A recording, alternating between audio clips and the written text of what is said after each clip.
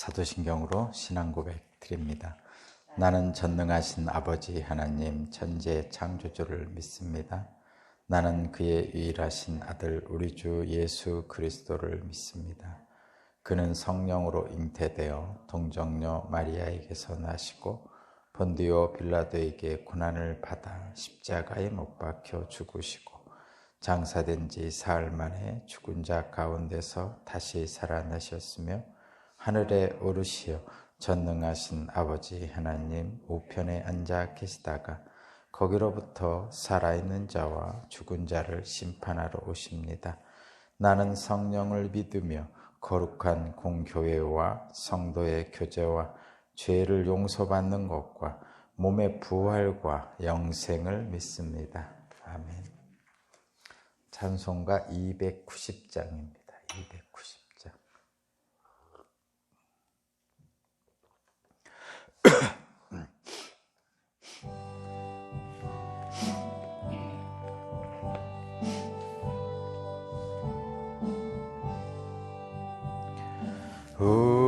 우리는 주님을 늘 배반하나 내 주 예수 여전히 날 부르사 그 참되신 사랑을 베푸시나니 내 형제여 주님을 곧 따르라. 주 널 위해 비네 주 널 위해 비네 주 널 위해 비네 항상 비시네. 주께서 풍성한 은혜를 내려 내 영혼이 나날이 복받으니 그 예수를 너희도 구주로 섬겨 곧 따르면 풍성한 복 받겠네. 주 널 위해 비네 주 널 위해 비네 주 널 위해 비네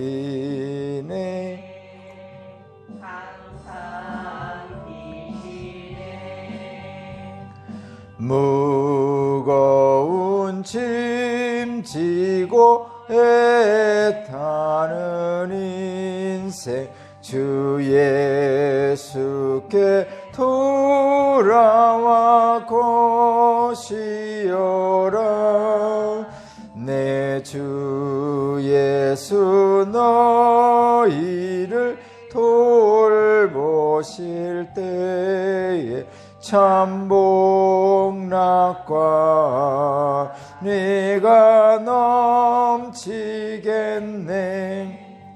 주 널 위해 비네 주 널 위해 비네 주 널 위해 비네 항상 비시네.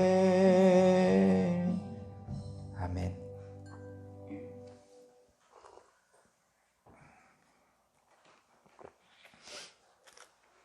오늘 신 하나님 말씀은 출애굽기 10장 12절에서 20절입니다.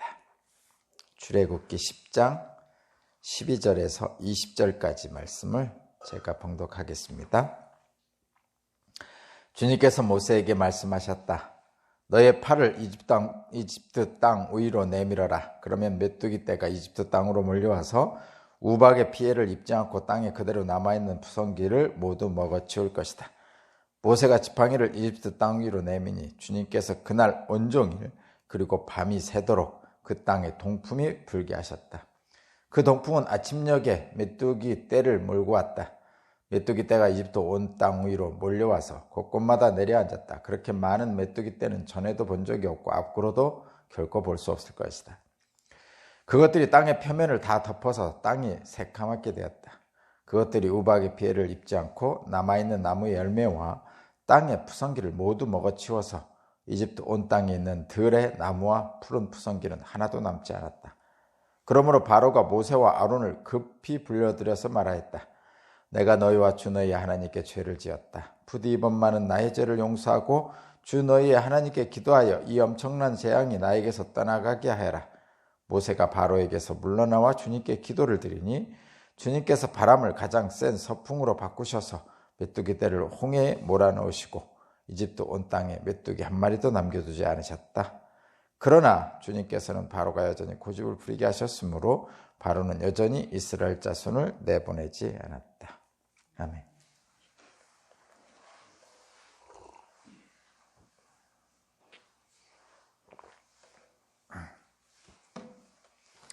오늘 말씀의 제목은 당신의 선택은 무엇입니까? 라는 말씀의 제목입니다. 당신의 선택은 무엇입니까? 주님은 십자가를 선택하셨죠? 메뚜기 재앙입니다. 지금 7번째 재앙으로 메뚜기 재앙이 나타나고 있죠. 메뚜기 떼가 나타나서 우박 재앙에서 남아있던 것들이 있었다고 그랬죠. 그것들을 완전히 파괴해 버립니다. 우리나라는 메뚜기 떼에 대한 피해가 그렇게 많지 않죠. 오히려 메뚜기는 저 어렸을 때도 그렇고 좀 재밌게 놀 수 있는 메뚜기 잡으러 다니고 그런 기억밖에 없습니다. 그런데 저쪽 다른 나라, 뭐 중국도 그렇고 그런데 보면 메뚜기 떼가 엄청나답니다, 실제로. 오늘 본문에서도 나오지만 그 15절에 나오죠. 그것들이 땅의 표면을 다 덮어서 땅이 새카맣게 되었다. 이렇게 표현하고 있죠. 그러니까 메뚜기 떼가 날아오면 태양을 가리는 거죠. 그러니까 태양을 가릴 정도로, 그러니까 대낮인데 새카맣다는 거예요. 깜깜하다는 거예요. 그러니까 메뚜기 떼가 하늘을 더 뒤덮어서 태양을 가릴 정도로 깜깜해질 정도로 그렇게 온다고 그러죠. 우리는 잘 모르니까 이 메뚜기 떼 재앙에 대해서 잘 이렇게 받아들이기 쉽지 않은데, 실제로 영화에서도 그런 장면이 있었고 얼마 전에 중국에서도 있었고요. 뭐 그렇습니다. 어젠가 언제는 또 그 어느 지역에는 저기 그 황사가 그냥 그 100m 높이로 이렇게 쫙 밀려오는 장면. 이제 모래먼지죠. 모래먼지가 이제 모래먼지가 싹 밀려오는 그런 사진도 보고 그랬습니다. 우리는 그런 재난, 엄청난 재난이 이제 있는 것은 사실 태풍이 우리나라에서는 제일 엄청난 재난이죠. 물론 뭐 냉해도 있고 뭐 여러 가지가 있지만 그런 눈에 직접적으로 보이는 것은 태풍이 가장 무섭죠. 네, 어쨌든 이 메뚜기 재앙도 메뚜기 재앙은 여기 본문에서도 나와 있지만 그냥 살아있는 모든 식물을 다 먹어치운대요. 그러니까 푸른 잎사귀는 다 먹어치우는 거예요. 저와 여러분들은 그냥 배추, 벌레나 이런 것들이 그 잎사귀를 먹는 것만 알고 있잖아요. 근데 메뚜기 떼가 한번 지나가면 그 주변에 있는 그 푸른색 채소, 뭐 나뭇잎 남아나지 않는답니다. 실제로. 우리는 잘 모르지만 메뚜기 떼의 피해가 그렇다고 그럽니다. 이런 피해를 이제 당하니까 바로가 정신을 못 차리죠. 물론 그 전에도 피해를 그 재앙이 있을 때마다 정신을 못 차렸는데 이번엔 더 정신을 못 차리나 봐요. 아유, 무섭죠. 뭐 피재앙이라든가 개구리 재앙이라든가 뭐 먼지, 뭐 종기 이런 거는 그냥. 그런데 이 메뚜기가 왱왱하고 날아다니면요. 참 한번 생각을 해보세요. 왱왱하고 날아다니면서 창문 틈새로 들어오고 막 진짜 급할 것 같아요. 말 그대로. 그래서 바로가 모세를 부르죠. 그것도 급히 부릅니다. 그 16절이요. 그러므로 바로가 모세와 아론을 급히 불러들여서 말하였다. 급히 불러드립니다. 이게 진짜 지금 막 왱왱거리면서 막 하늘을 다 뒤덮고 있는 메뚜기 떼를 보니까 이 바로도 엄청나게 정신이 없었나. 급히 모세를 불러드립니다. 그러면서 회개를 하죠. 회개하는 것처럼 보이죠. 그러니까 자기 잘못을 인정하는 거예요. 16절. 내가 너희와 주 너희 하나님께 죄를 지었다. 부디 이번만은 나의 죄를 용서하고 주 너희 하나님께 기도하여 이 엄청난 재난이 나에게 떠나가게 하라. 이 지금 회개하는 것처럼 보이잖아요. 근데 계속 그랬죠. 이 바로는 계속 회개하는 것처럼 보였지만 계속 거짓 회개였죠. 마찬가지예요. 지금 급한 바로는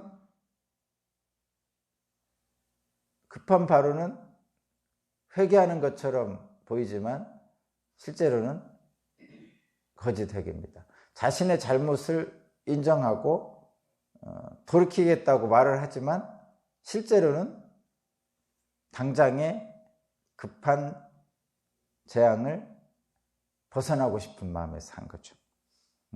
그러니까 급한 바로가 하나님을 인정합니다. 급하니까. 그런데 바로 다시 하나님을 부정하죠. 이것이 지금 계속 몇 번째 반복되고 있습니다.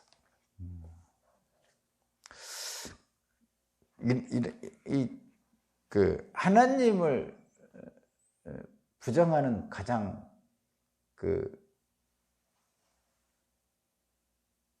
분명한 방법은 자기 의를 내세우는 거죠. 그러니까 하나님은 하나님의 의가 있고 인간은 인간의 의, 그거를 자기 의라고 그럽니다.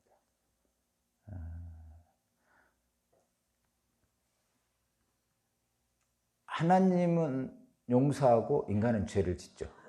그것이 이 세상의 지금 모습이에요. 인간은 죄를 짓고 하나님은 용서하고. 그것이 이 세상의 지금 모습입니다. 영적인 세계의 모습이에요. 인간은 죄를 짓고 하나님은 용서하고. 그러면 인간은 죄를 짓고 하나님은 용서한다는 건 인간은 죄인이고 하나님은 선하신 분이라는 거죠. 그죠? 그러면 하나님을 부정하려면 어떻게 하면 하나님을 부정하냐면 나는 죄가 없어. 이렇게 하면 하나님을 부정하는 거예요.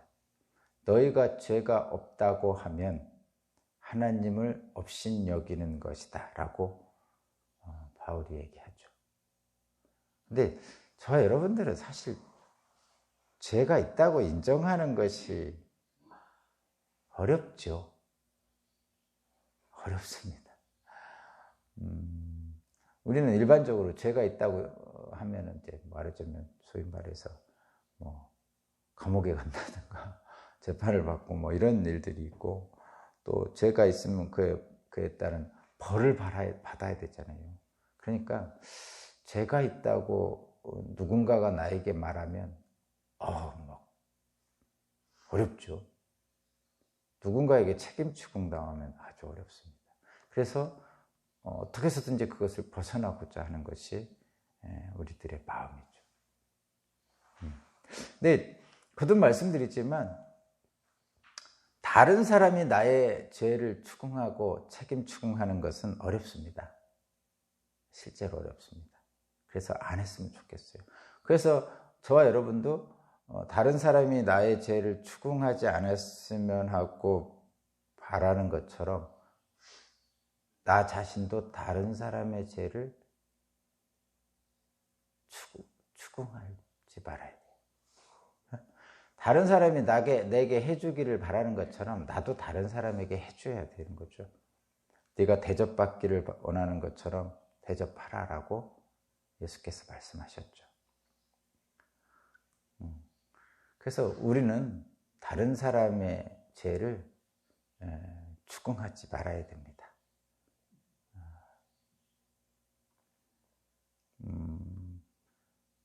정말 선한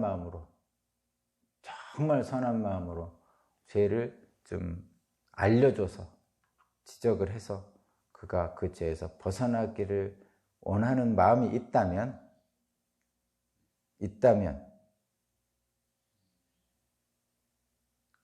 해도 되는데, 그런 마음을 비교할 때 이렇게 비교해 보세요. 내 자식이면 어떻게 할 것인가? 라고 생각하고 하십시오. 다른 사람의 죄를 지적할 때, 추궁할 때, 내 자식일 경우는 내가 어떻게 쟤한테 그런 얘기를 할까? 라고 생각할 정도가 되면 말하시고, 그렇지 않으면 하지 마십시오. 그냥 속 시원하게 한번 해보는, 또는 내가 뭐 틀린 말 했어? 사실이잖아? 뭐 이렇게 얘기하면서 다른 사람 죄를 추궁하지 마시라는 얘기입니다.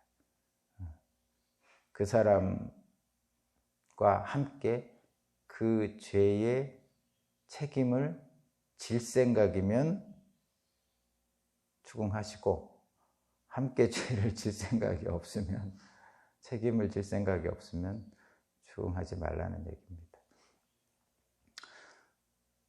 그것은 그렇게 해야 되는 이유는 나도 죄인이기 때문이죠.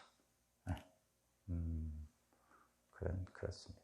그래서 저와 여러분들이 제가 지금 여기까지 온 이유는 뭐냐면, 하나님을 부정하는 가장 좋은 방법은 나의 죄가 없다고 주장하는 거예요. 자기 의를 주장하는 겁니다. 하나님의 의가 아니고 자기 의를 주장하는 거예요. 그러면 하나님을 긍정하는 방법은 뭡니까? 나의 죄를 인정하는 거죠. 자, 지금 바로가 지금 16절에서 내가 너희와 주 너희 하나님께 죄를 지었다라고 말하고 있잖아요. 이 죄를 지었다고 인정한다는 것은 하나님을 긍정하는 거죠. 근데 죄를 지었다고 말을 하면서 사실은 바로는 자기는 죄가 없다고 생각하죠. 그래서 하나님을 부정합니다. 이것을 거짓 회개라고 그러잖아요. 거짓 회개라고 그럽니다. 근데 저와 여러분도 이런 경우 많이 있어요. 거짓 회개하는 경우 많이 있죠. 많이 있습니다. 있다는 거죠. 바로가 안 똑똑해서 이런 게 아니잖아요. 바로는 그 당시 대제국의 권력자잖아요. 그 정도 될 정도면 엄청 똑똑한 거예요.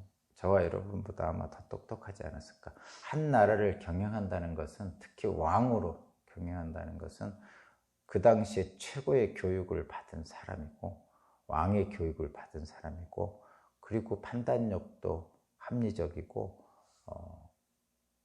그런 사람입니다. 그리고 주변에 있는 신하들도 가장 똑똑한 사람들을 모아놓고 있죠. 그래서 이 왕은, 바로는 우리가 생각하듯이 바보가 아닙니다. 가끔 성경에 보면 바보 같은 사람들이 있죠. 바로도 그렇고 사울도 그렇고 엘리 제사장도 그렇고 하여튼 여러분들이 성경에서 그 하나님의 뜻대로 하지 않아서 심판받는 인물들을 보면 참 바보 같다고 이렇게 생각될 때가 있지만, 사실은 성경에 이런 사람들은 바보 같은 사람들이 아닙니다. 어떻게 보면 저와 여러분보다 더 똑똑한 사람들이라고 생각해야 됩니다. 그러면 이 사람들도 이렇게 할 정도면 저와 여러분도 이렇게 할 수 있다는 거예요. 바로처럼. 그러면 저 여러분들은 인간적인 합리적인 판단과 생각으로는 바로보다 더 똑똑하지 못하기 때문에 그것으로는 이 공경을 벗어날 방법이 없다는 것을 다시 한번 확인해야 되고요. 그럼 어떻게 해야 됩니까? 지금 바로는 이 엄청나게 똑똑한 왕도 지금 거짓 회개를 하고 있어요. 그럼 우리들도 거짓 회개를 할 수 있는 가능성이 있다는 거죠. 그리고 실제로 거짓 회개를 많이 합니다. 그거를 인정해야 된다는 거예요. 그러니까 바로는 자기의 죄를 인정하는 듯 하면서 사실은 부정하는 거예요. 그것은 하나님을 긍정하는 듯 하면서 부정하고 있는 거거든요. 저 여러분도 그렇게 한다는 거예요. 그러면 바로처럼 되지 않게 해서 어떻게 해야 되는가? 그에 대한 생각을 하는 거죠. 인간적인 생각으로는 우리가 바로보다 똑똑하지 못하기 때문에 인간적인 생각으로는 그것을 모면할 방법이 없어요. 벗어날 방법이 없어요. 그럼 다른 방법을 찾아야 되겠죠? 인간의 생각을 뛰어넘는 것을 찾아야 됩니다. 그러면 잘못을 인정하면서도 결국은 다시 고집을 부리는 바로는 왜 그럴까요? 당장 급한 불을 끄고 보자는 우리의 마음하고 같은 심리겠죠. 첫 번째는. 그리고 나서 당장 급한 불을 끄고 나니까 이제 앞으로 닥칠 일, 말하자면 히브리 민족을 보내면 그들이 바로에게 주는 부유함을 잃어버리는 거죠. 그러니까 지금 바로는 둘 중에 헷갈리고 있는 거예요. 당장의 급한 불, 재앙. 히브리 민족을 보내면 앞으로 닥쳐올 재앙. 그러니까 당장과 미래를 보면서 고민을 하고 있는 거예요. 선택의 기로에 놓여 있습니다. 지금 어떻게 할 것인가? 지금 어떻게 할 것인가 고민에 놓여 있어요. 그런데 자 여러분 옛날에 그런 거 있었어요. 진짜 우리 어렸을 때 그 LG전자가 옛날에 금성전자였나 뭐 그랬잖아요. 그때 어떤 탤런트가 지금은 안 나오는 탤런트가 순간의 선택에 10년을 좌우합니다. 이런 표현이 있었잖아요. 정말 그 표현이 너무 그 당시에 많은 센세이션을 일으켰고 실제로 맞는 말이거든요. 순간의 선택이 10년을 좌우하는데 인생은 선택의 연속이죠. 인생은 선택의 연속입니다. 어떤 사람은 태어나면서부터 죽는 순간까지 수많은 선택을 하고 사는 거예요. 계속 선택할 수 있다는 건 살아있다는 거예요. 선택할 수 있다는 살아있다는 거죠. 살아 숨쉬는 모든 순간에 어쨌든 선택을 하고 있는 거예요.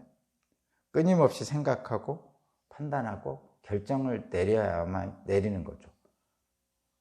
그런 결정을 안 하는 사람이 안 하고 살아있는 사람은 코마 상태, 그러니까 혼수 상태에 있는 사람들은 그렇게 하죠. 인생의 성공과 실패는 선택에 달려 있습니다. 근데 마찬가지로 인생의 성공과 실패는 신앙생활의 성공과 실패와 똑같죠. 우리는 그렇게 믿고 사는 기독교인들이잖아요. 신앙생활의 성공과 실패가 인생의 성공과 실패하고 같은 거예요. 저와 여러분에게, 신앙인들에게.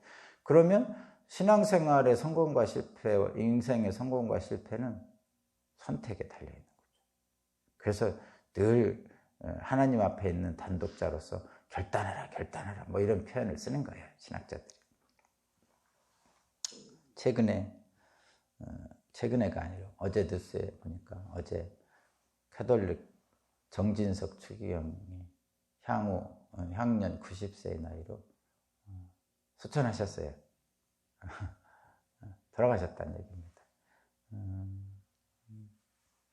근데 그분이 마지막에 남긴 말이 그거라고 그러네요. 행복하십시오.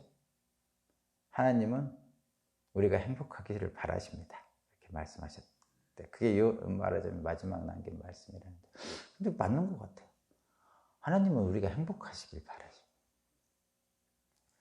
그러면 신앙생활의 행복은, 성공과 실패는 선택에 놓여 있는데, 그러면 그분이 하나님은 행복하시길 바란다는 이 말을 통해서 우리는 어떻게 하냐면, 인생에서 행복하려면 어떻게 해야 돼요? 선택을 잘해야 된다는 얘기죠. 그러면 정신적 추기경의 말은 뭐예요?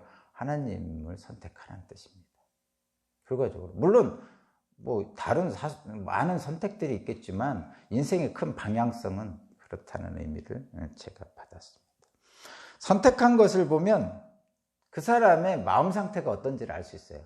그 사람이 무엇에 마음이 쏠려 있는지를 알 수 있죠. 바로는 자기 고집을 선택했죠. 자기 고집을 선택했어요. 한마디로 불순종을 선택한 거죠. 그러니까 바로는 자기 고집을 선택했고 한마디로 불순종을 선택했죠. 주님은 십자가를 선택하셨죠. 그러니까 주님이 겟세마네 동산에서 십자가에 달리시기 바로 전날 밤에 하나님께 피땀 흘려 기도하시면서 아버지 가능하다면 이 잔이라는 게 십자가겠죠. 이 잔을 내가 마시지 않게 해주십시오. 이렇게 자기 뜻을 얘기했어요. 그러니까 예수 자신 뜻을 얘기했죠. 그게 이제 자기 뜻이에요. 바로는 그 자기 뜻을 선택한 거죠. 그러나 마지막에 내 뜻대로 마시고 아버지 뜻대로 하십시오를 선택하셨죠. 그게 이제 십자가의 길이란 말이에요. 그러니까 이 바로는 자기 뜻을 선택함으로써 불순종을 선택했고, 주님은 십자가를 선택함으로써 순종을 택하신 거죠. 극명하게 다른 거예요, 지금. 실제로. 이게 겉으로 보면 그런 건 잘 안 보이죠. 그냥 겉으로 보면 뭐죠? 바로는 그냥 자기 이득으로 해서 합리적으로 선택한 거고요.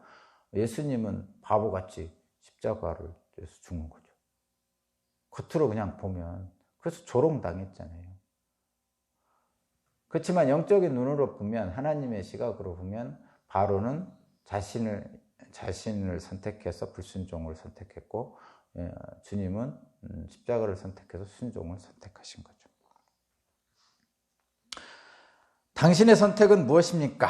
라는 제목인데, 하나님의 자녀로, 기독교인으로 살아가는 저와 여러분은 그래서 하나님을 선택하는 거죠. 인생의 행복, 신앙생활의 행복은 하나님을 선택하는 데 있다고 보는 거죠. 물론 큰 선택이죠. 인생의 전체적인 방향을 하나님으로 선택하고, 작은 선택들이 또 있겠죠. 매 순간 살아가면서 해야 될 일들 속에서. 근데 거기서 작은 선택들은 큰 선택인 하나님을 선택한 것의 방향이 같으면 되는 거예요. 그래서 뭐죠?